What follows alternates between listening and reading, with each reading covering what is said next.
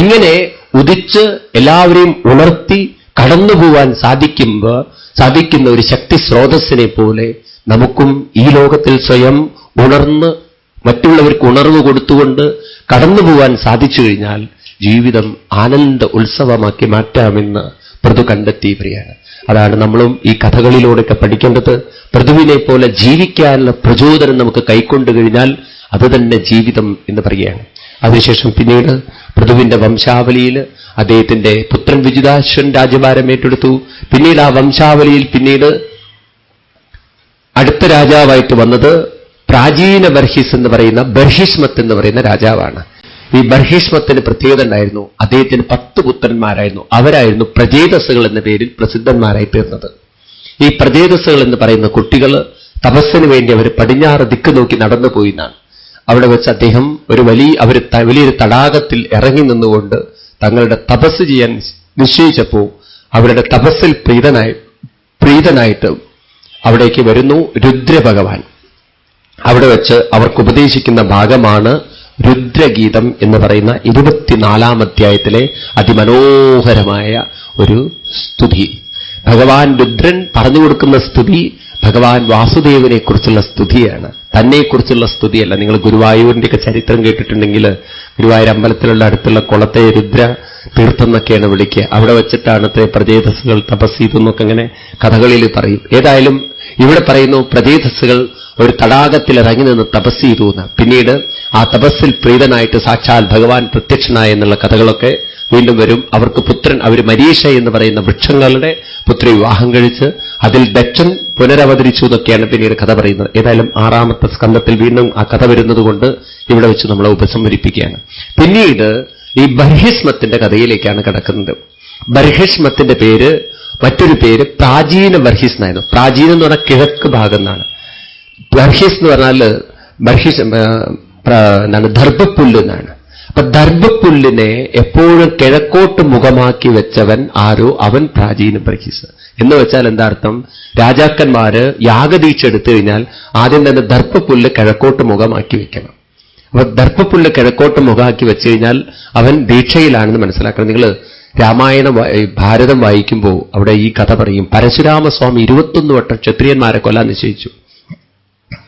അതിൽ 2 ക്ഷത്രിയന്മാരെ സ്വതന്ത്രരാക്കി.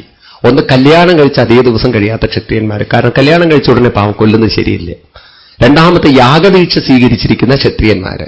അപ്പൊ ഇത് മനസ്സിലാക്കി എപ്പോ പരശുരാമസ്വാമി ആ വഴിക്ക് വരുമെന്ന് മനസ്സിലാക്കിയോ ആ സമയത്ത് രാജാക്കന്മാര് ദർഭപ്പുല്ലൊക്കെ കിഴക്കോട്ട് വയ്ക്കും.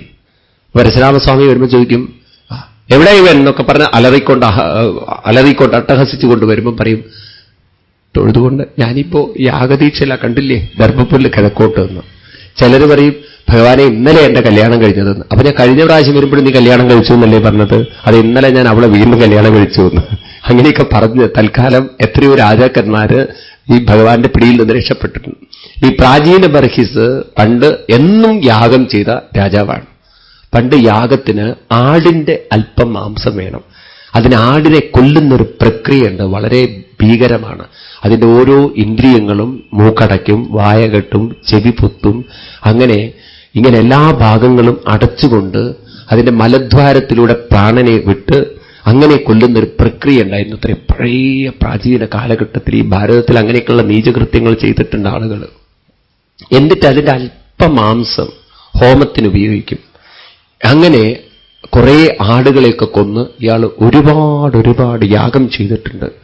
എന്നിട്ടോ ഇതൊക്കെ സമാധാനത്തിന് വേണ്ടിയിട്ടാണ് ചെയ്തത്. അദ്ദേഹത്തിന് ഇല്ലാതെയായി പോയത് സമാധാനമാണ്. അങ്ങനെ ദുഃഖിതനായി അസ്വസ്ഥനായി ഒരു ദിവസം കൊട്ടാരത്തിൽ ഇങ്ങനെ ഇരിക്കുമ്പോണ്ട് അങ്ങോട്ട് കടന്നു വരുന്നു നാരദ മഹർഷി. കാൽക്കൽ വീണ് പൊട്ടിക്കരഞ്ഞുകൊണ്ട് പറഞ്ഞു, ഞാൻ കുറെ യാഗമൊക്കെ ചെയ്തിട്ടുണ്ട്, പക്ഷെ മനസ്സമാധാനം മാത്രമില്ലയാണ്. നാരദ മഹർഷി കളിയാക്കിക്കൊണ്ട് പറഞ്ഞു, എങ്ങനെയാ അങ്ങേക്ക് സമാധാനം ഉണ്ടാവുക? ഇവിടുന്ന് ഉണ്ടാവാൻ പോകില്ല, ഇനി ഇവിടുന്ന് പോയാൽ ഒട്ടും ഉണ്ടാവാൻ പോകില്ല. എന്ന് വെച്ചാൽ അങ്ങ് കൊന്നൊടുക്കിയിട്ടുള്ള മൃഗങ്ങളൊക്കെ ഇങ്ങനെ കാത്തിരിക്കുക മുകളില്. എന്തിനാ നാരദ മഹർഷി? കുത്തി അങ്ങയെ കൊല്ലാനായിട്ട്. വെറുതെ വിടില്ല, യാഗം ചെയ്തു എന്നൊന്നും പറഞ്ഞിട്ട് കാര്യമില്ല, ഇതൊക്കെ ശരിയാക്കുന്നതാണ്. അപ്പൊ ഇവിടുന്ന് കഴിക്കുന്ന സാധനങ്ങളോ അതൊക്കെ അവിടെ കാത്തിരിക്കുന്നതാണ്. അതുകൊണ്ട് നോണൊക്കെ കഴിക്കുന്നവർ വളരെ ശ്രദ്ധിക്കുക. അങ്ങനെയൊന്നും നമ്മളെ വെറുതെ വിടില്ല എന്നാണ്. എല്ലാവരും അവിടെ കാത്തിരിക്കുന്നുണ്ട്. അതൊക്കെ നമ്മളെ ശരിയാക്കുന്നതാണ്. ഇത് കേട്ടപ്പോ പേടിച്ചുപോയി ഇദ്ദേഹം. അല്ല, ഈ മൃഗങ്ങളൊക്കെ അവിടെ കാത്തിരിക്കുന്നുണ്ടെന്നാണോ പറയുന്നത്? ഈ മൃഗങ്ങളൊക്കെ നമ്മളെ കൊല്ലും. അതൊക്കെ ഇവിടെ വെച്ച് കഴിഞ്ഞില്ലേ? കൊമ്പൊക്കെ ഇവിടെ വീണുപോയില്ലേ? സൂക്ഷ്മമായിട്ട് അവരൊക്കെ അവിടെ കാത്തിരിക്കുന്നത് മൃഗങ്ങളൊക്കെ. ഇത് കേട്ടപ്പോ പേടിയായി രാജാവിന്. ഇന്ന് രക്ഷപ്പെടാൻ വല്ല മാർഗമുണ്ടോ എന്ന് ചോദിച്ചു. ഉണ്ടൊരു മാർഗം എന്ന്. മഹർഷി ഒന്ന് എനിക്ക് പറഞ്ഞു തരുമെന്ന്. അങ്ങനെ അതൊന്ന് രക്ഷപ്പെടാനുള്ള മാർഗമായിട്ടാണ് പുരഞ്ജനോപാഖ്യാനം എന്ന് പറയുന്ന കഥ പറഞ്ഞു കൊടുക്കുന്നത്. വളരെ രസകരമായൊരു കഥയാണ്. ഞാൻ അല്പസമയത്തിനുള്ളിൽ പറഞ്ഞു ഉപസംഹരിപ്പിക്കാം. മഴയതുകൊണ്ട് വേഗം നിർത്താം. നമുക്ക് പറയാണ്, ഒരിക്കൽ പുരഞ്ജനൻ എന്ന് പറയുന്ന ഒരു ചെറുപ്പക്കാരനായിട്ട് രാജാവുണ്ടായിരുന്നു. 30-35 വയസ്സുള്ള ഒരു രാജാവ്. ഇദ്ദേഹത്തിന് അവിജ്ഞാതനായൊരു സുഹൃത്തുണ്ടായിരുന്നു. അവിജ്ഞാത സുഹൃത്ത് എന്ന് പറഞ്ഞാൽ തന്റെ സുഹൃത്ത് ആരാന്നറിയില്ല അദ്ദേഹത്തിന്. പക്ഷെ സുഹൃത്തിനറിയാൻ ഇയാൾ ആരാണെന്നുള്ളത്. അങ്ങനെ ഒരു സുഹൃത്ത് ഇദ്ദേഹത്തിനുണ്ടായിരുന്നു എന്നാണ്. അങ്ങനെ ഈ ചെറുപ്പക്കാരനായ രാജാവിനൊരു മോഹം, എവിടെയെങ്കിലും ഒരു നല്ല കൊട്ടാരം കിട്ടണം. അതിപ്പോ നമ്മളിപ്പോ നിങ്ങൾ എറണാകുളത്തുകാരല്ലാത്തവർ ഇവിടെ വന്ന് നോക്കുമ്പോൾ എവിടെയപ്പോൾ നല്ലൊരു വീട് കിട്ടുക? ആദ്യം വിചാരിക്കും ഒരു ഫ്ലാറ്റ് കിട്ടിയാൽ മതി തോന്നുന്നു. സിംഗിൾ റൂം ഫ്ലാറ്റ് എവിടെയാ കിട്ടുകയെന്ന് അന്വേഷിക്കും. അത് കഴിഞ്ഞ് കുറച്ചും കൂടി പണമൊക്കെ കൂടിയാൽ തോന്നുന്നു ഡബിൾ റൂം ഫ്ലാറ്റ് എവിടെയാ കിട്ടുകയെന്ന്. കുറച്ചുകൂടി പണമൊക്കെ കിട്ടിയാൽ തോന്നുന്നു നമുക്കൊരു സ്വന്തമായിട്ടുള്ള വീട് എവിടെയാ കിട്ടുക എന്നുള്ളത്. അങ്ങനെയൊക്കെ അന്വേഷിക്കും. പിന്നെ കഴിഞ്ഞാൽ നമുക്ക് തോന്നും മുകളിലും കൂടി റൂമുള്ള വീട് എവിടെയാ കിട്ടുക, എന്നാൽ വാടകയ്ക്ക് കൊടുത്ത വീട്ടിൽ താഴെ എപ്പോഴും ഒരാളുണ്ടാവുമല്ലോ. ഇങ്ങനെയൊക്കെയുള്ള ചിന്തകൾ നമ്മുടെ ഉള്ളിലുണ്ടാവാറുണ്ട്. ഇതുപോലെ ഈ പ്രാചീന ബർഹിസിനും തോന്നി എനിക്ക് വലിയൊരു കൊട്ടാരം വേണം, 9 ഗോപുരങ്ങളുള്ള കൊട്ടാരം വേണമെന്ന്. ആ അന്വേഷണത്തിൽ ഇറങ്ങി പുറപ്പെട്ട് പല ദേശങ്ങളും പോയി എന്നാണ്. ഒരുപക്ഷെ അമേരിക്കയിലായിരിക്കും ആദ്യം പോയിട്ടുണ്ടാവുക. കാരണം അവിടെയാണല്ലോ ഇപ്പോൾ എന്താണ് സ്വർഗം എന്ന് പറയുന്നത്. മകൻ അമേരിക്കയിലാന്ന് പറയുമ്പോൾ നമുക്ക് തന്നെ ഒരു ഫീലിംഗ് ഉണ്ട്, ഓ സ്വർഗത്തിലെത്തിയതുപോലെയാണ്. അതുപോലെ അദ്ദേഹത്തിനൊരു തോന്നൽ, എന്നാ അങ്ങനെയാവട്ടെ എന്ന്. അങ്ങനെ അവിടെയൊക്കെ പോയി സിംഗപ്പൂര് ഇങ്ങനെയുള്ള പല രാജ്യങ്ങളിലൊക്കെ കറങ്ങി അവിടെയൊന്നും വിചാരിച്ചതുപോലെ ഉദ്ദേശിച്ചതുപോലെ കിട്ടിയില്ല. അവസാനം എത്തിച്ചേർന്നു ഭാരതത്തിൽ എന്ന് പറയാണ്, ഹിമാലയത്തിന്റെ കിഴക്ക് ഭാഗത്ത് ഈ ഭാഗത്തേക്ക് എത്തിച്ചേർന്ന് ഇവിടെ ഇങ്ങനെ കറങ്ങിക്കൊണ്ട് നടക്കുമ്പോൾ അതാ മനസ്സിൽ സ്വപ്നം കണ്ട ഒരു കൊട്ടാരം, 9 ഗോപുരങ്ങളുള്ള കൊട്ടാരം. കണ്ടപ്പോഴേ ഇഷ്ടപ്പെട്ടു. വേഗം ഉള്ളിലേക്ക് കയറി ചെന്നു. മനോഹരമായ ഉദ്യാനം. അത് വളരെ മനോഹരം, മനസ്സിനെ ആകർഷിച്ചു. ഒന്നുകൂടി അടുത്ത് ചെന്നപ്പോ കൊട്ടാരത്തിന് കാവല് നിൽക്കുന്നു 11 ഭടന്മാര്. വളരെ സന്തോഷമായി. ഫ്രീ സെക്യൂരിറ്റി ഉണ്ട്. അവരോട് ചോദിച്ചു, നിങ്ങൾ ആർക്കാ സെക്യൂരിറ്റി, നിങ്ങൾ ആർക്കാ സുരക്ഷിതത്വം കൊടുക്കണത്? പറഞ്ഞു, ഇവിടെ ഒരു രാജ്ഞിയുണ്ട്, അവർക്ക് വേണ്ടിയിട്ടാണ്. കല്യാണം കഴിച്ചിട്ടുണ്ടോ? ഇല്ല എന്ന്. അപ്പൊ വളരെ സന്തോഷമായി. ഇനിയിപ്പോ ഇവിടെ ആവാം താമസമൊക്കെ എന്ന്. അങ്ങനെ അങ്ങോട്ട് ചെന്നു. അവളുണ്ടാ ഉമ്മറപ്പടിയിൽ അങ്ങനെ നിൽക്കണു. രാജാവ് കണ്ടു, അവളും കണ്ടു. പരസ്പരം വന്നു, കണ്ടു, കീഴടങ്ങി. പരസ്പരം വന്നവർക്കും ഇഷ്ടപ്പെട്ടു. രാജാവ് ചോദിച്ചു, നിന്റെ അച്ഛൻ ആരാണ്, അമ്മയാരാണ്, വീട് ഏതാണ്, തറവാട് ഏതാണ്, ഇതൊക്കെ ചോദിച്ചു. അവള് പറഞ്ഞു, വേണ്ടാത്ത ചോദ്യമൊന്നും ചോദിക്കേണ്ട, അങ്ങയ്ക്ക് ഇഷ്ടമാണെങ്കിൽ എനിക്കിഷ്ടം, ഇവിടെ ഇങ്ങോട്ട് കൂടിക്കോളൂ. അങ്ങനെ അവർ തമ്മിൽ അന്ന് പിന്നെ രജിസ്റ്റേർഡ് മാരേജ് ഒന്നുമില്ല, മനസ്സുകൊണ്ട് രജിസ്റ്റർ ചെയ്താൽ തന്നെ വിവാഹമായി എന്ന് പറയാണ്. ഇന്നിപ്പോ അങ്ങനെ ആവില്ലല്ലോ. ഏതായാലും പരസ്പരം ഇഷ്ടപ്പെട്ട് അവരങ്ങോട്ട് കല്യാണമൊക്കെ കഴിഞ്ഞ് ജീവിക്കാൻ തുടങ്ങിയപ്പോ അതിന്റെ മുന്ന് രാജാവ് കൊട്ടാരത്തിലേക്ക് കാല് വയ്ക്കുമ്പോൾ അവിടെ കിടക്കുന്ന ഒരു പാമ്പ്. രാജാവിന് പേടി.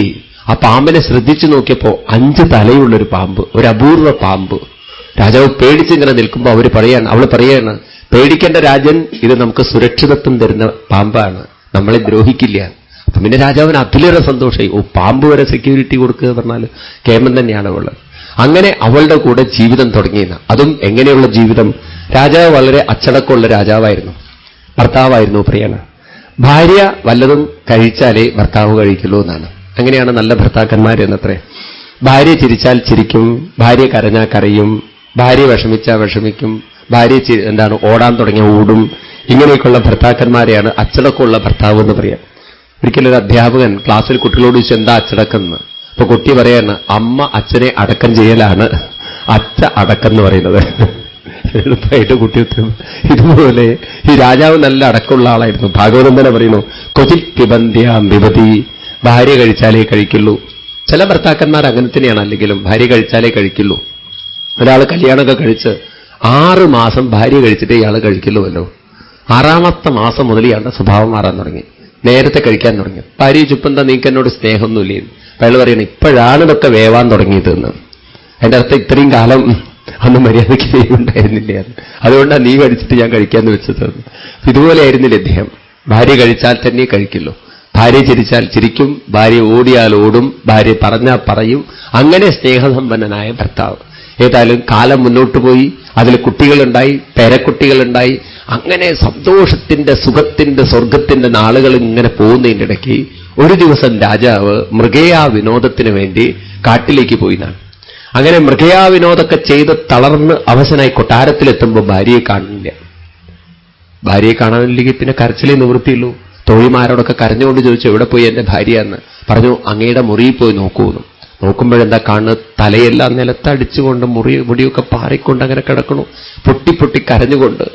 ഭാര്യ കരഞ്ഞാൽ പിന്നെ രാജാവ് കരയണം. രാജാവ് നെഞ്ചത്തടിച്ച് ആർപ്പ് വിളിക്കാൻ തുടങ്ങി. അപ്പൊ ഭാര്യ നോക്കിയപ്പോൾ കാണുന്നത് ഭർത്താവ് കരയാണ്. ചോദിച്ചു, എന്തിനാ കരയുന്നത്? നീ കരഞ്ഞാൽ പിന്നെ ഞാൻ കരയണ്ടേന്ന്. നീ എന്തിനാ കരയണതെന്ന് പറഞ്ഞു. അങ്ങ് എന്നെ ഉപേക്ഷിച്ചില്ലേ, എന്നോട് പറയാതെ കാട്ടിൽ പോയില്ലേ എന്ന്. അതുകൊണ്ട് എന്റെ ദുഃഖം തീരണമെങ്കിൽ എന്റെ മുന്നിൽ പ്രതിജ്ഞ ചെയ്യണം. എന്താ പ്രതിജ്ഞ ചെയ്യേണ്ടത്? ഇനി എന്നോട് ചോദിക്കാതെ എവിടെയും പോവില്ല എന്ന് പ്രതിജ്ഞയാണ്. അങ്ങനെ രാജാവ് പ്രതിജ്ഞ ചെയ്തു, ഇനി നിന്നെയും കൂട്ടിയല്ലാതെ എവിടെയും പോവില്ല എന്ന്. അതിനുശേഷം പിന്നെ ഒരിക്കലും രാജാവ് കാട്ടിൽ പോയിട്ടില്ല. അത് അവസാനത്തെ യാത്രയായിരുന്നു. വീണ്ടും കാലം മുന്നോട്ട് പോയി, കുട്ടികളൊക്കെ വലുതായി, പേരക്കുട്ടികളൊക്കെ വലുതാവാൻ തുടങ്ങി. അതിൻ്റെ ഇടയ്ക്ക് ചില ദുരന്തങ്ങളും കൊട്ടാരത്തിന് വന്നുകൊണ്ടാണ്. അതിൽ ആദ്യത്തെ ദുരന്തം ചണ്ഡവേഗൻ എന്ന് പറയുന്ന ഒരു രാജാവിൽ നിന്നായിരുന്നു. അദ്ദേഹം ഈ കൊട്ടാരത്തെ ആക്രമിക്കാൻ നിശ്ചയിച്ചു. അദ്ദേഹത്തിന് 720 സൈന്യങ്ങളുണ്ടായിരുന്നു. പകുതി പെണ്ണും പകുതി ആൺസൈന്യം. അന്നും മിലിറ്ററിയിൽ പെണ്ണുങ്ങളെ റിക്രൂട്ട് ചെയ്യുന്ന കാലമായിരിക്കാം. ഇന്നും അത്രയല്ല, അന്നും ഉണ്ടായിരുന്നതൊക്കെ പ്രിയൻ. അവരെല്ലാവരും കൂടി ചേർന്ന് കൊട്ടാരത്തെ കീഴടക്കാൻ നിശ്ചയിച്ചു. ഇതൊരു വശം നടക്കുമ്പോൾ മറ്റൊരു ദുരന്തം കൂടി പിടികൂടി. അതെന്താണ്? ആ കാലഘട്ടത്തിൽ കാലനൊരു പുത്രി ഉണ്ടായിരുന്നു, അങ്ങേയറ്റം വിരൂപ. ആരും നോക്കില്ല അവളെ. അവളുടെ കല്യാണം അതുകൊണ്ട് തന്നെ നടന്നതുമില്ല. ഒരു ദിവസം അവൾ അച്ഛനോട് പറഞ്ഞു. അച്ഛൻ പറഞ്ഞു, മോളെ നിന്നെ ആർക്കും ഇഷ്ടപ്പെടുന്നില്ലല്ലോ, ഞാൻ എന്താ ചെയ്യാന്ന്. അവൾ പറഞ്ഞു, അച്ഛൻ എന്റെ കല്യാണം ഒന്നും അന്വേഷിക്കേണ്ട, ഞാൻ തന്നെ അങ്ങോട്ട് നടത്താന്ന്. അതെങ്ങനെയാ മോളെ നീ നിന്റെ കല്യാണം നടത്തുകയെന്ന്. അച്ഛൻ എന്നെ ആർക്കും ഇഷ്ടപ്പെട്ടില്ലെങ്കിൽ എനിക്ക് ആരെയാണോ ഇഷ്ടപ്പെടുന്നത് അയാളെ ഞാൻ കല്യാണം കഴിച്ചോളാം. അതെങ്ങനെയാ മോളെ നടക്കുക? അതൊന്നും അച്ഛൻ വിഷമിക്കേണ്ട, ഞാൻ പോവുകയാണെന്ന്. അവളൊരു മാലയും കൊണ്ട് അങ്ങോട്ട് ഇറങ്ങി വീട്ടിൽ നിന്ന്.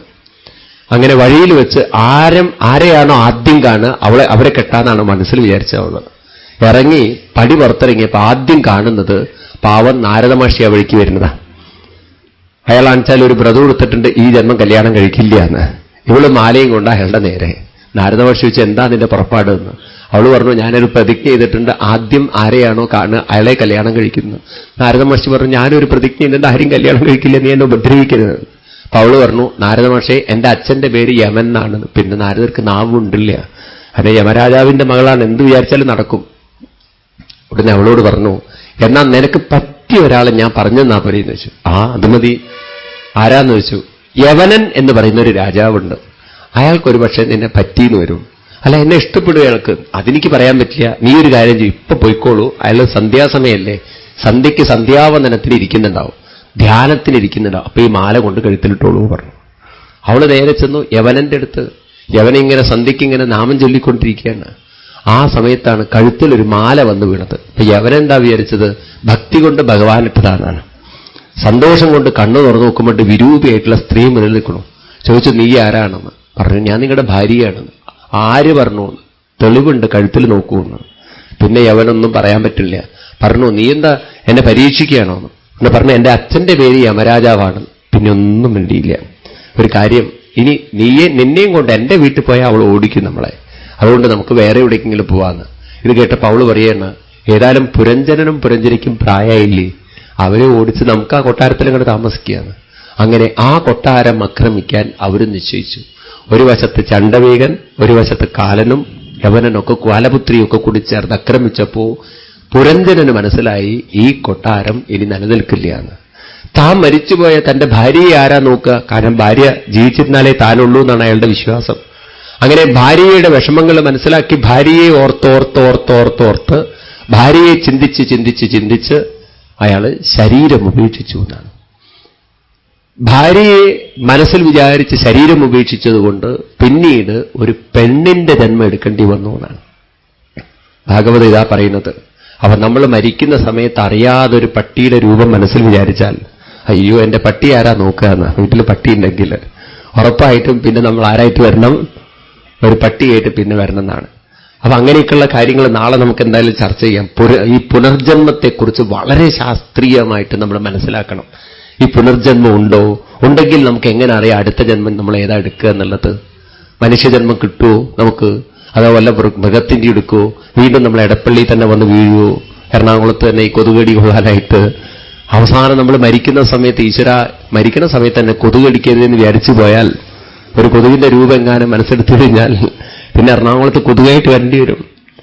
അങ്ങനെ മനസ്സേത് രൂപം എടുക്കണം എന്നെങ്ങനെ നമുക്ക് എടുക്കുമെന്നെങ്ങനെ നമുക്ക് മനസ്സിലാക്കാൻ പറ്റും? അത് മനസ്സിലാക്കാൻ പറ്റും എന്നാണ് ഭാഗവതം പറയുന്നത്. ഏതായാലും നാളെ നമുക്ക് നോക്കാം. ഇനി വരണം എന്നുണ്ടെങ്കിൽ എങ്ങനെ വരണമെന്ന് പ്ലാൻ ചെയ്ത് പോവുകയാണെന്ന് വെച്ചാൽ കുഴപ്പമില്ലല്ലോ. ഒരു കുട്ടി അച്ഛനോട് പറഞ്ഞു, അച്ഛാ എനിക്ക് ദിവസവും ഇത്തിരി ഐസ്ക്രീം വാങ്ങിച്ചു എന്നുള്ളൂ. അതെന്തിനാടാ മോനെന്ന്? ഞങ്ങളുടെ സ്കൂളിൽ നിന്ന് അടുത്ത ആഴ്ച ഹിമാലയത്തിലേക്ക് ടൂർ പോവുകയാണ്. അതും ഐസ്ക്രീമായിട്ട് എന്താ ബന്ധം? അവിടെ തണുപ്പല്ലേ അച്ഛാ, അപ്പൊ ഇവിടുന്ന് ഇത്തിരി ദിവസവും തണുപ്പ് കഴിച്ച് ശീലിച്ചാലും അവിടുത്തെ അഡ്ജസ്റ്റ് ചെയ്യാൻ പറ്റുമെന്ന്. ഇതുപോലെ നമ്മൾ ഏത് ജന്മമാണ് എടുക്കുകയെന്നുണ്ടെങ്കിൽ അത് ഇവിടുന്ന് നിന്ന് നമുക്കറിയാൻ പറ്റുമെന്നാണ്. ഏതായാലും ഇങ്ങനെ പറഞ്ഞ് മലയധ്വജൻ എന്ന വിദർഭ രാജാവിന്റെ പുത്രിയായിട്ട് ഈ പുരഞ്ജനൻ ജനിച്ചു എന്നാണ്. ആ പുത്രിയെ കന്യകയെ ഇപ്പോൾ മലയധ്വജൻ എന്ന് പറയുന്ന രാജാവിന് കല്യാണം കഴിച്ചു കൊടുത്തു. അങ്ങനെ കാലം മുന്നോട്ട് പോയി, പുത്രന്മാരുണ്ടായി. മൂത്ത പുത്രനെ രാജ്യഭാരം ഏൽപ്പിച്ച് മലയധ്വജനും നമ്മുടെ മിസിസ് പുരഞ്ജനിയും, അതായത് ഇപ്പൊ പുരഞ്ജനൻ ആരായി തീർന്നിരിക്കുന്നു? വിദർഭ രാജാവിന്റെ പുത്രി വൈദർഭിയായി തീർന്നിരിക്കുന്നു. രണ്ടുപേരും കാട്ടിൽ പോയി തപസ് ചെയ്ത് ആ തപോഫലത്തിൽ മലയധ്വജൻ മനസ്സിനെ ഈശ്വരനിൽ ഉറപ്പിച്ചുകൊണ്ട് ശരീരം ഉപേക്ഷിച്ചു. ആ രാജാവിന്റെ ശരീരം കെട്ടിപ്പിടിച്ചുകൊണ്ട് വൈദർഭി പൊട്ടിക്കരഞ്ഞപ്പോ അവിടേക്ക് കടന്നു വരുന്നു പ്രായമുള്ളൊരു ബ്രാഹ്മണൻ. ആ ബ്രാഹ്മണൻ ചോദിക്കുകയാണ്, കുട്ടി നീ ആരാണ്? എന്തിനാണ് ഇങ്ങനെ കരയുന്നത്? ഇതാരാണ് നിന്റെ? എന്തിന് നീ അയാളെക്കുറിച്ച് കരയണം എന്നൊക്കെ ഇങ്ങനെ ചോദിച്ചപ്പോ, സ്വന്തം ഭർത്താവിന്റെ ശരീരം കെട്ടിപ്പിടിച്ച് കരയുമ്പോ ആരെങ്കിലും ഇങ്ങനെ ചോദിക്കൂ ഇതാരാണ്, എന്തിനാണ്, ആർക്ക് വേണ്ടി കരയണമെന്നൊക്കെ? ഒന്ന് മുഖത്തേക്ക് നോക്കിയപ്പോ ആ ബ്രാഹ്മണൻ ചോദിക്കുകയാണ്, നിനക്കെന്നെ മനസ്സിലാവുന്നുണ്ടോ എന്ന്. എവിടെയോ ചില ഓർമ്മകളുടെ സ്മരണകൾ ഇങ്ങനെ മനസ്സിൽ കടന്നു പോകുന്നുണ്ട്, പക്ഷെ വ്യക്തത കിട്ടുന്നില്ല. അപ്പോഴാ ബ്രാഹ്മണൻ പരിചയപ്പെടുത്തുകയാണ്, നിനക്ക് ഓർമ്മ വന്നു എന്ന് വരില്ല, ഞാനും നീയും എത്രയോ എത്രയോ കാലം മുമ്പ് മാനസ സരോവറിലെ ഹംസങ്ങളായിരുന്നു. പക്ഷേ നീ എന്നെ മറന്ന് പറന്നകന്ന് ഒരുപാട് ശരീരങ്ങളിലൂടെ പല പല ജന്മങ്ങളെടുത്ത് ഇന്നിതാ ഒരു പെണ്ണിന്റെ ശരീരം എടുത്തിരിക്കുന്നു. വാസ്തവത്തിൽ നീയും ഞാനും അന്യരല്ല, നമ്മൾ രണ്ടുപേരും ഒന്നാണെന്ന് പറഞ്ഞുകൊടുത്ത് അഹം അഹം ഭവാൻ അന്യഃ ത്വം ത്വമേവാഹം വിചക്ഷപോ, നീ ഞാനാകുന്നു, ഞാൻ നീയാകുന്നു, നമ്മൾ രണ്ടുപേരും ഹംസോഹം ഹംസോവഹം ചാരി സഹായ മാനസായനോ, മാനസ സരോവറിലെ ഹംസങ്ങളാണ്.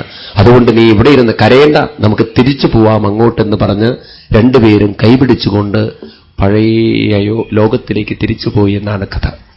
ഈ കഥ പറഞ്ഞിട്ട് പുരഞ്ജനനോട് ചോദിക്കുകയാണ്, പ്രാചീന ബർഹിസിനോട് നാരദ മഹർഷി ചോദിക്കുകയാണ്, കഥ കേട്ടില്ലേ, അങ്ങേക്ക് കാര്യം മനസ്സിലായോ എന്ന്. പറഞ്ഞു, നല്ല കഥയാണ്, പക്ഷെ ഇത് കേട്ടാൽ എന്നെ അവിടെ ചെന്നിട്ട് ആടുകൾ കുത്താതിരിക്കുമെന്ന്. ഉടനെ പറഞ്ഞു, എന്റെ പൊട്ടൻ രാജാവേ, ഇത് ആടിൽ നിന്ന് മുക്തനാവാനുള്ള കഥയല്ലത്, ഇത് അങ്ങയുടെ കഥയാണെന്ന് തത്വം പറഞ്ഞു കൊടുക്കുകയാണ്. ഭാഗവതത്തിൽ കഥകൾക്ക് തത്വം സ്പഷ്ടമായി പറഞ്ഞിരിക്കുന്ന ഒരേ ഒരു കഥ ഈ പുരഞ്ജനോപാഖ്യാനം മാത്രമാണ്. 29-ാം അധ്യായം 4-ാമത്തെ സ്കന്ധത്തിൽ പുരഞ്ജനോപാഖ്യാനം എന്ന കഥയുടെ ശാസ്ത്രീയമായ വിശദീകരണമാണ്. നാരദ മഹർഷി തന്നെ ഓരോ വാക്കുകളെയും ശാസ്ത്രീയമായിട്ട് ഇന്റർപ്രറ്റ് ചെയ്യുന്നു, വ്യാഖ്യാനിക്കുന്നു പറയാണ്. അപ്പോൾ പറഞ്ഞു, രാജൻ ഇത് അങ്ങയുടെ കഥയാണെന്ന് പറഞ്ഞപ്പോ എങ്ങനെയത് എന്റെ കഥയാവുന്നത്? പറഞ്ഞു തരാം. പുരഞ്ജനൻ എന്ന് പറഞ്ഞാൽ പുരങ്ങളെ ജനിപ്പിക്കുന്നവനാരോ അവൻ പുരഞ്ജനൻ എന്ന് വെച്ചാൽ ഈ ശരീരത്തെ കൊണ്ട് നടക്കുന്ന ജീവനെയാണ് പുരഞ്ജനൻ എന്ന് പറയുന്നത്. അപ്പൊ പുരം എന്ന് പറഞ്ഞാലോ ഓരോ ശരീരങ്ങൾ എന്നർത്ഥം. പുരം എന്ന് പറഞ്ഞാൽ ഗൃഹം, വീട്, കൊട്ടാരം എന്നൊക്കെയാണല്ലോ അർത്ഥം. ഓരോ ശരീരങ്ങൾ എന്നർത്ഥം. എന്നിട്ട് 9 കവാടമുള്ള ഒരു പുരത്തെ എടുത്തു എന്ന് പറഞ്ഞാൽ എന്താ അർത്ഥം? ഈ മനുഷ്യ ശരീരത്തെ ജീവൻ എടുത്തിരിക്കുന്നു എന്ന് പറയാണ്. അപ്പൊ ഇതിനു മുമ്പോ നമ്മൾ ഓരോരുത്തരും ഡാർവിൻ തിയറി പ്രകാരം അമീബയായിട്ടും തവളയായിട്ടും ആമയായിട്ടും മുതലയായിട്ടും അതുപോലെ അവസാനം കുരങ്ങനായിട്ടും പരിണാമം വന്ന എവല്യൂഷനിലൂടെ ഇപ്പൊ 9 ഗോപുരങ്ങളുള്ള തുളകളുള്ള ഒരു കൊട്ടാരത്തെ എടുത്തിരിക്കുകയാണ്. ഏതൊക്കെയാണ് ഈ 9 ദ്വാരങ്ങൾ? ദ്വേ ദ്വേ ദ്വേ ദ്വേ ദ്വാരോ ബഹിർയാതി യസ്തദിന്ദ്രിയ സംയുത അക്ഷിണീ നാസികേ അസ്യം ഇതി പഞ്ചപുരകൃത ദക്ഷിണാ ദക്ഷിണകർണ ഉത്തരാചോത്തര സ്മൃത പശ്ചിമേ വിത്യതോദ്വാരോ ഗുദോശിഷ്ണമിഹോച്യത്തെ. ഇങ്ങനെ 9 ഏതൊക്കെയാണ്? 2 കണ്ണുകളുടെ ദ്വാരം, ശരിയാണ്. 2 ചെവികളുടെ ദ്വാരം, അങ്ങനെ 4 ദ്വാരങ്ങൾ. വീണ്ടും 2 മൂക്കുകളുടെ ദ്വാരം, 6 ദ്വാരമായി. 7ാമത്തത് വായയുടെ ദ്വാരം, പിന്നെ മല മൂത്ര വിസർജന ഇന്ദ്രിയങ്ങൾ. ഇങ്ങനെ 9 ദ്വാരങ്ങളുള്ള നവദ്വാരേ പുരേദേഹി ഒരു കൊട്ടാരമാണ്, ഒരു വീടാണ് ഈ മനുഷ്യ ശരീരം. 3 ഭടന്മാര് കാവല് നിൽക്കുന്നു നിങ്ങൾ പറഞ്ഞല്ലോ. അതാരാണ്? 5 ജ്ഞാനേന്ദ്രിയങ്ങൾ, അതായത് ശബ്ദ സ്പർശ രൂപ രസ ഗന്ധ അനുഭവങ്ങളെ അനുഭവിക്കാൻ നമുക്ക് തന്ന കാതുകള്, ത്വക്ക്, കണ്ണുകള്, നാവ്, മൂക്ക് തുടങ്ങിയിട്ടുള്ള ഇന്ദ്രിയങ്ങളാണ് ജ്ഞാനേന്ദ്രിയങ്ങൾ. പിന്നെ കൈകള്, കാലുകള്, ശബ്ദേന്ദ്രിയം, മലമൂത്ര വിസർജനേന്ദ്രിയങ്ങൾ, ഇങ്ങനെ 5 കർമ്മേന്ദ്രിയം. പിന്നെ ബുദ്ധി. ഇവരൊക്കെ ഉള്ളതുകൊണ്ടാണ് ഈ കൊട്ടാരമിങ്ങനെ ചലിക്കുന്നത് പറയാണ്, വർക്ക് ചെയ്യുന്നത്, പ്രവർത്തിക്കുന്നത് പറയാണ്. ഇവരൊന്നും ഇല്ലെങ്കിൽ ഈ കൊട്ടാരം പ്രവർത്തിക്കുമായിരുന്നില്ല. ഒരു ജഡം പോലെ കിടക്കുകയുള്ളൂ പറയാം. ഉറക്കത്തിൽ ഇതൊന്നും പ്രവർത്തിക്കുന്നില്ല. അതുകൊണ്ട് ഒരു ശവത്തെ പോലെ നമ്മൾ അവിടെ കിടക്കണോ പ്രിയാണ്. അങ്ങനെയുള്ളതാണ് ഈ കൊട്ടാരം. ശരി, അത് മനസ്സിലായി. പിന്നെ നിങ്ങൾ പറഞ്ഞല്ലോ 5 തലയുള്ള ഒരു പാമ്പ് അവിടെ ഉണ്ടായിരുന്നു. അതെന്തായിരുന്നു? ഈ 5 തലയുള്ള പാമ്പാണ് ഈ സിസ്റ്റത്തെ, ഫിസിയോളജി സിസ്റ്റത്തെ കൊണ്ട് നടക്കുന്നത്. അതിനെയാണ് പ്രാണ, അപാന, വ്യാന, ഉദാന, സമാന വായുക്കൾ. നിങ്ങൾ പൂജ ചെയ്യുമ്പോൾ ശ്രദ്ധിച്ചിട്ടുണ്ടാവും, ഭഗവാന് നിവേദ്യം സമർപ്പിക്കുമ്പോൾ ഓം പ്രാണായ സ്വാഹ, ഓം അപാനായ സ്വാഹ, ഓം വ്യാനായ സ്വാഹ, ഓം ഉദാനായ സ്വാഹ, ഓം സമാനായ സ്വാഹ, ഓം ബ്രഹ്മണേ സ്വാഹ, ഈ മന്ത്രങ്ങളൊക്കെ ചൊല്ലുന്നത്. ഇത് 5ഉം ഒരേ പ്രാണൻ തന്നെ 5 രീതിയിൽ ഫംഗ്ഷൻ ചെയ്യുന്നു പറയാണ്. അതായത് അന്തരീക്ഷത്തിൽ നൈട്രജനും ഹൈഡ്രജനും തുടങ്ങിയിട്ടുള്ള വായുവിന്റെ ഇടയിൽ നിന്ന് നമുക്ക് വേണ്ട പ്രാണവായുവായ ഓക്സിജനെ നമ്മുടെ ഉള്ളിലേക്ക് കൊണ്ടുവരുന്ന വായുവിനെയാണ് അപാനവായു എന്ന് പറയാം. എത്ര ഗംഭീരമായിട്ടാണ് നമ്മുടെ സിസ്റ്റം വെച്ചിരിക്കുന്നത് നോക്കൂ. ഇപ്പോ അന്തരീക്ഷത്തിൽ നിങ്ങൾ നോക്കിക്കഴിഞ്ഞാൽ നിങ്ങൾക്ക് നൈട്രജൻ കാണാം, ഹൈഡ്രജൻ കാണാം, കാർബൺ ഡൈ ഓക്സൈഡ് കാണാം.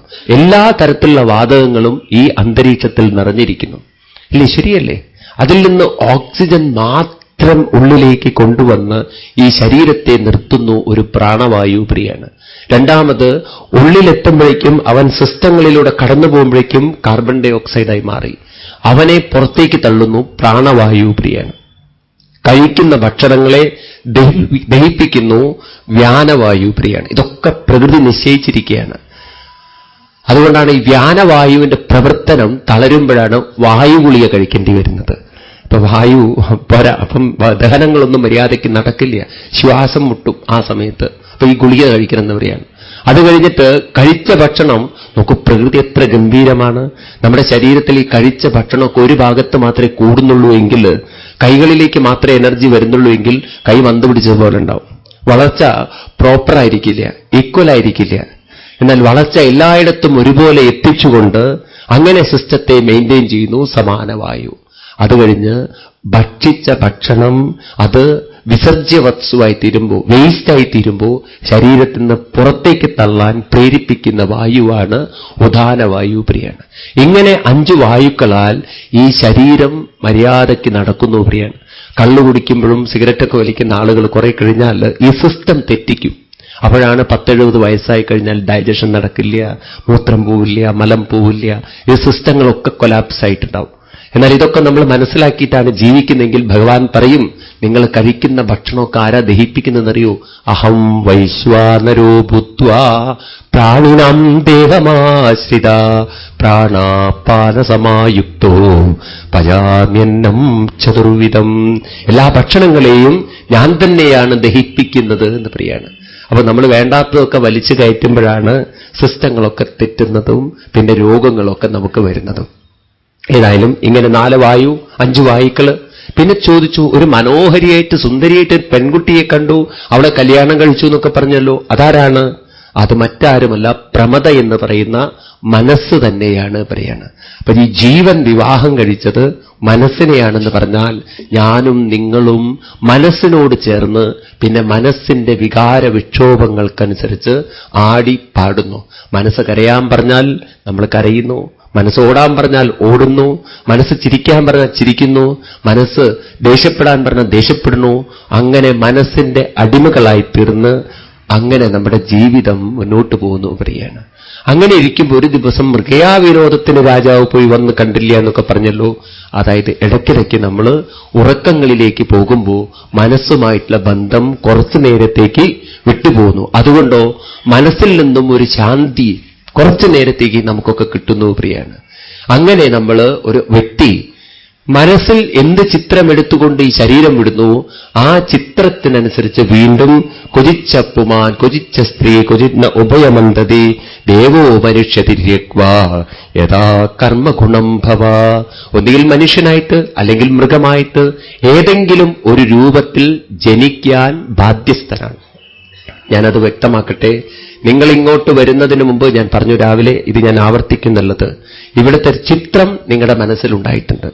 അതിനനുസരിച്ചിട്ടാണ് നിങ്ങൾ ഇങ്ങോട്ട് വന്നത്. ഇനി ഇവിടെ നിന്ന് പോകുമ്പോഴേക്കും നിങ്ങൾ എങ്ങോട്ടാ പോകേണ്ടതെന്ന് വെച്ചാൽ അവിടുത്തെ ഒരു ചിത്രം നിങ്ങളുടെ മനസ്സിൽ വന്നിരിക്കും. നിങ്ങളുടെ വീടിന്റെ ഒരു ചിത്രം നിങ്ങളുടെ മനസ്സിൽ വന്നേ പറ്റുള്ളൂ പറയാം. ഒരു ചിത്രം എടുത്തിട്ടേ മനസ്സിന് പോകാൻ സാധിക്കുള്ളൂ. ബ്ലാങ്കായ മനസ്സിൽ ഒരിക്കലും പോവാൻ സാധ്യമല്ല. ചിലർ ഉറക്കത്തിൽ നടക്കും, പക്ഷെ എങ്ങോട്ടും പോവില്ല. 2 അടി നടന്നാൽ തിരിച്ചു വരും അവര്. കാരണം അവരുടെ ഉള്ളിൽ ചിത്രമില്ല എങ്ങോട്ട് പോവാനുള്ളത്. ഇതുപോലെ നമ്മുടെ ജീവിതത്തിൽ ഈ ശരീരം ഉപേക്ഷിക്കുന്ന സമയത്ത് മനസ്സൊരു ചിത്രമെടുത്തിട്ടാണ് പോകുന്നതെങ്കിൽ ഏത് ചിത്രമെടുത്ത് പോവണമെന്ന് ഇവിടെ വെച്ച് നാം നിശ്ചയിച്ചിട്ടില്ല എങ്കിൽ ഒരുപക്ഷെ മനസ്സ് കൽപ്പിക്കുന്ന ചിത്രങ്ങളിലേക്ക് നാം ഓരോരുത്തരും പോവാൻ ബാധ്യസ്ഥരാണെന്ന് ശാസ്ത്രീയമായിട്ട് നമുക്ക് പറഞ്ഞു തരാണ്. ഏതായാലും നാളെ നമുക്ക് ആ വിഷയം കടന്നു വരുന്നതുകൊണ്ട് കൂടുതൽ വിസ്തരിക്കുന്നില്ല. അതുകൊണ്ട് രാജൻ, അങ്ങയ്ക്ക് ഇതിൽ നിന്നൊക്കെ ഒരു മുക്തി വേണമെന്നില്ലേ, ഉയരണമെന്നില്ലേ? മനസ്സ് പറയുന്നത് പോലെ അല്ലല്ലോ ജീവിക്കേണ്ടത്, വിവേകത്തോടുകൂടി ജീവിക്കണമെന്നില്ലേ? അതുകൊണ്ട് എന്ത് വേണം? ആ രാജാവിന് പറഞ്ഞു കൊടുക്കണോ? ഒറ്റ വഴിയുള്ളൂ രാജൻ. അതെന്താണത്? തസ്മീമഹൽ മുഖച്ചരിതാമധുവിച്ചരിത്രപീയൂഷശേഷചരിത പരിതസ്രവന്തി തായേ പിബന്തി വിദുഷോ നഭഗോഗാഢകർണൈ താനസ്പൃശന്യ ശരദൃഡ്ഭയശോകമോഹ യത്ര ഭാഗവതാരാജൻ സാധവോ വിശദാശയാം ഭഗവൽ ഗുണാനുകഥനം ശ്രവണവിഗ്രചേതസാ. രാജൻ, അവിടുന്ന് ഈ ഭാഗവതം ശരിക്കും കേൾക്കൂ. അങ്ങയ്ക്ക് ഇതിൽ നിന്നൊക്കെ മനസ്സിനെ ഉയർത്തി അങ്ങയുടെ ജീവിതം ധന്യമാക്കാൻ സാധിക്കും. അങ്ങനെ നാരദ മഹർഷി ഭാഗവതാദികൾ കഥകൾക്കോ പറഞ്ഞുകൊടുത്ത് ആ രാജാവിന്റെ മനസ്സ് ഹരിയിലേക്ക് ഉയർന്നു എന്ന് പറയാണ്. അദ്ദേഹത്തിന് മനസ്സിലായി ഈ ജീവിതത്തെ ജീവിതമാക്കി നിർത്തുന്നത് ഹരിയാണ്, ഹരിയുടെ ചൈതന്യമാണ്. ഹരി ദേഹഭൃതാത്മാ സ്വയം പ്രകൃതിരീശ്വര തൽപാദമൂലം ശരണം യദക്ഷേമോ നൃണാമിഹ സവൈ പ്രിയതമശ്ചാത്മാ യതോ നഭയമന്നവേ ഇതി വേദസവൈ വിദ്വാൻ യോ വിദ്വാൻ സ ഗുരു സഹരി. അപ്രകാരം തന്നെ താനാക്കിത്തീർക്കുന്ന ഭഗവാനിലേക്ക് അദ്ദേഹത്തിന്റെ മനസ്സിൽ പ്രേമം വന്നുവെന്നും ആ പ്രേമം ദൃഢമായി ഭഗവത് സ്മരണയിലൂടെ അദ്ദേഹം ശരീരം ഉപേക്ഷിച്ചു എന്നും അങ്ങനെ അദ്ദേഹം ഘോരമായ നരകത്തിൽ പതിക്കേണ്ട അദ്ദേഹം അതിൽ നിന്ന് മുക്തമായി ജീവിതത്തെ ധന്യമാക്കി എന്ന് പറഞ്ഞ് ഈ കഥ ഉപസംഹരിപ്പിക്കുകയാണ്. ഇപ്രകാരം പുരഞ്ജനോപാഖ്യാനം ഉപസംഹരിപ്പിക്കണം. അപ്പൊ ഇത് മറ്റാരുടെയും കഥയല്ല, നമ്മുടെ ഓരോരുത്തരുടെയും കഥയായിട്ടാണ് പുരഞ്ജനോപാഖ്യാനം അവതരിപ്പിക്കുന്നത്. ഏതായാലും ഇവിടെ വെച്ച് ഉപസംഹരിപ്പിക്കുമ്പോൾ ഇതിന്റെ തുടർച്ചയായിട്ട് നാളെ നമുക്ക് ഈ പുനർജന്മത്തെക്കുറിച്ച് വളരെ ശാസ്ത്രീയമായി പറഞ്ഞു തരുന്നൊരു ഭാഗമാണ് ഭരതോപാഖ്യാനം. അതാണ് രാവിലെ കടന്നു വരുന്നത്. അതിനുശേഷം ഒരു പിതാവ്, ഒരു മാതാവ് മക്കൾക്ക് എന്തുപദേശമാണ് കൊടുക്കേണ്ടതെന്ന് പിതൃ ഉപദേശം, അച്ഛൻ കൊടുക്കുന്ന ഉപദേശമായിട്ട് ഋഷഭോപദേശം കാണാം. പിന്നീട് ഭാഗവതത്തിൽ അതിമനോഹരമായൊരു ഭാഗമാണ് ഭരതരഹൂഗണോപദേശം. പിന്നീട് ഭൂഗോള ചരിതം, അതും കഴിഞ്ഞ് പിന്നീട് നമുക്ക് കാണേണ്ട ഭാഗങ്ങളാണ് നരകവർണ്ണന. ഇവിടെ എന്തെങ്കിലും തരത്തിൽ അപകടങ്ങൾ ചെയ്തവരൊക്കെ നരകത്തിൽ പോകണമെന്നാണ്. എന്തപകടം ചെയ്താൽ കൊതുകിനെ കൊന്നാ പോണോ സ്വാമി? തീർച്ചയായിട്ടും എന്നാണ്. അപ്പൊ പ്രത്യേകിച്ച് എറണാകുളത്തുള്ളവർ കൊതുകിനെ കൊല്ലാതിരിക്കില്ല. ഏത് നരകത്തിലാ പോവുക? വലിയ നരകമൊന്നുമില്ല, കുംഭീഭാഗം എന്നുള്ള നരകത്തിലേ പോകുള്ളൂ. അവിടുത്തെ പ്രത്യേകത എന്താണ്? അവിടെ കൊതുക് മാത്രമേ ഉള്ളൂ എന്നുള്ളതാണ്. വേറെ ഒന്നുമില്ല എന്നുള്ളതാണ്. അയ്യോ, അവിടെ പോവാതിരിക്കാൻ വല്ല വഴിയുണ്ടോ? തീർച്ചയായിട്ടും നാളെ എല്ലാവരും വരും, വഴിയുണ്ട് എന്ന് പറയാണ്. അതൊന്ന് മുക്തമാവാനുള്ള വഴിയുണ്ട്. അത് കഴിഞ്ഞിട്ട് ഈ എറണാകുളത്ത് ഒരു വീട്ടിൽ ദിവസവും ഹസ്ബൻഡ് ഓഫീസിൽ നിന്ന് വിട്ടു വരുമ്പോൾ കുറെ ആൾക്കാരെ കൊണ്ടുവരും, ഗസ്റ്റുകളെയൊക്കെ. അപ്പൊ ദിവസവും ഭാര്യ ചായ ഉണ്ടാക്കി കൊടുക്കും ഇവർക്കൊക്കെ. അപ്പൊ ഒരു ദിവസം ഭാര്യ പറഞ്ഞു, ഞാനെന്താ ഇവർക്കൊക്കെ വിളമ്പി കൊടുക്കാൻ നിങ്ങളുടെ ദാസിയാണോ? നിങ്ങൾക്കെന്താ എന്നെ കൊണ്ട് കുറച്ച് പണിയെടുപ്പിക്കണമെന്നുണ്ടോ? നിങ്ങൾക്ക് ഇവരെ ഹോട്ടലിൽ കൊണ്ട് ചായ മേടിച്ചു കൊടുത്തൂടെയെന്ന്.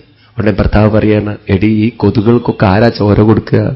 ദിവസവും ഞാൻ ഇവരെ കൊണ്ടുവരുന്ന വെച്ചാൽ അങ്ങനെയെങ്കിലും കുറെ കൊതുക് അടിച്ചോട്ടെ, എന്നാൽ നമുക്ക് രാത്രി സ്വസ്ഥമായിട്ട് കിടന്നുറങ്ങാലോ എന്നാണ്. അപ്പൊ നിനക്കൊരു ചായയേ പോവുള്ളൂ, ആ കൊതുകിനാണിച്ച രക്തം കിട്ടി പിന്നെ നമ്മളെ കടിക്കില്ലല്ലോ, നമ്മുടെ സ്വസ്ഥരായി. അപ്പൊ ഇങ്ങനെയൊക്കെ ഈ പാപത്തിൽ നിന്ന് മുക്തരാവാൻ എന്താ മാർഗം?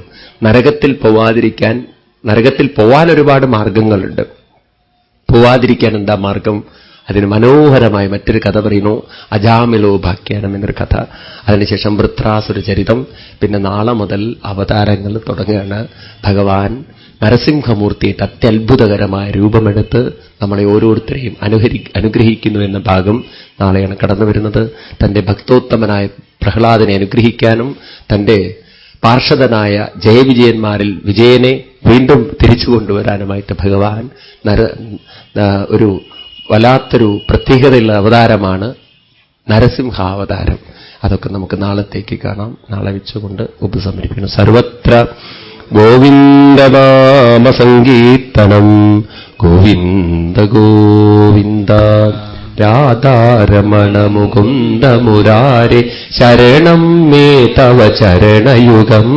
പവനപുരേശാ രാധാ കൃഷ്ണ ശരണം മേ തവ ചരണയുഗം. ദേവി മഹേശ്വരി പാർവതി ശങ്കർ ശരണം മേ തവ ചരണയുഗം. സാംബ സദാശിവ ശംഭോ ശങ്കർ ശരണം മേ തവ ചരണയുഗം. ഹരിഹരപുത്ര ആശിതവത്സ ശരണം മേ തവ ചരണയുഗം. രാധാരമണ മുകുന്ദ മുരാരി ശരണം മേ തവ ചരണയുഗം. പവനപുരേശ രാധാ കൃഷ്ണ ശരണം മേ തവ ചരണയുഗം. ശരണം മേ തവ ചരണയുഗം. സർവത്ര ഗോവിന്ദനാമ സങ്കീർത്തനം. ഗോവിന്ദ ഗോവിന്ദ.